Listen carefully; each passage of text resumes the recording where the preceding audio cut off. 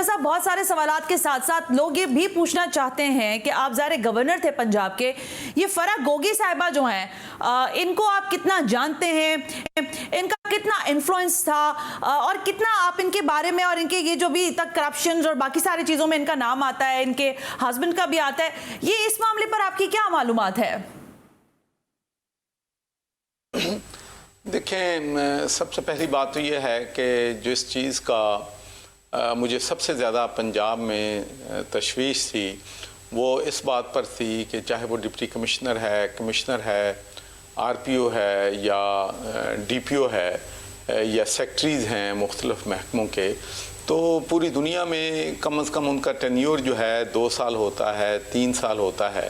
تو یہاں تو آئی جی پنجاب اور چیف سیکٹری جو ہیں وہ بھی 6 مہینے کے بعد تبدیل ہو رہے تھے،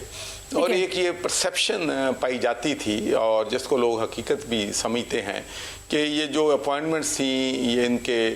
جو ہے یہ لوگ پیسے دے کے اپوائنٹمنٹس لیتے تھے۔ تو جب آپ اندازہ کر لیں کہ اگر یہ لوگ پیسے دے کے اپوائنٹمنٹس لیں گے تو پھر وہ کرپشن نہیں کریں گے تو اور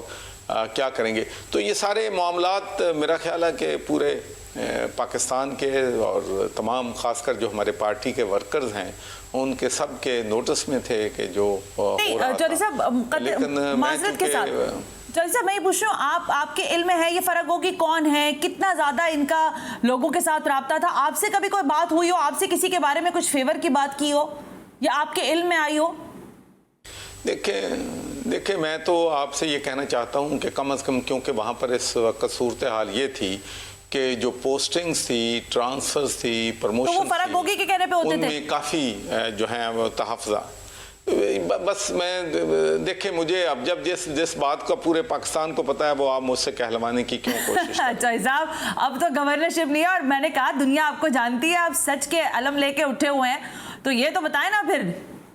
لیکن میں تو آپ سے یہ کہنا چاہتا ہوں کہ میں سچی بات میں آپ کو بتاؤں کہ میں پاکستان تحریک انصاف میں اپنے آپ کو ایڈجسٹ کرنے کے لیے جو ہے 90% میں نے خاموشی اختیار کر لی تھی، لیکن 10% سچ سے بھی نہیں چل سکا۔ ٹھیک ہے، تو ابھی بھی 90% میں نام نہیں لے رہے آپ، ابھی بھی پردہ رکھ رہے ہیں آپ؟ ٹھیک ہو گیا، اس لیے کہ اب کیا بات، دیکھیں اچھا ایک میں بات میں اس لیے نہیں کر رہا، میں آپ کو ہاں جی بولے۔ دیکھیں بات یہ ہے کہ ایشوز ہیں، فرح گوگی کے ایشوز ہیں، آسن گجر کے ایشوز ہیں، بزدار ساملی کے جو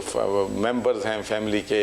ان کے ایشوز ہیں، لیکن پرابلم یہی ہے کہ یہ ایشوز تو سب کے ہیں۔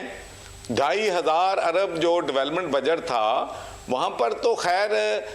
بہتی گنگا میں سب نے اپنا جو ہے ہاتھ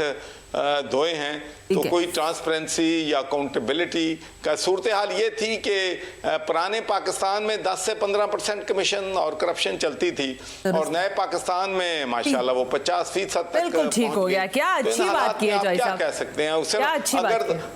اگر تو صرف گوگی کر رہی تھی تو پھر تو میں اس کو بالکل تنقید کا نشانہ بناؤں، تو اگر ہر کوئی اس گنگا میں ہاتھ دھو رہا تھا تو پھر ہم بیچاری گوگی کے پیچھے کیوں ساری قوم پڑی ہوئی ہے؟ اچھا چلے، یہ تو اچھا ہوا آپ نے فرح گوگی کو بیچاری کہہ دیا، یہاں تک تو معاملہ اچھا ہو گیا۔ اچھا اب یہ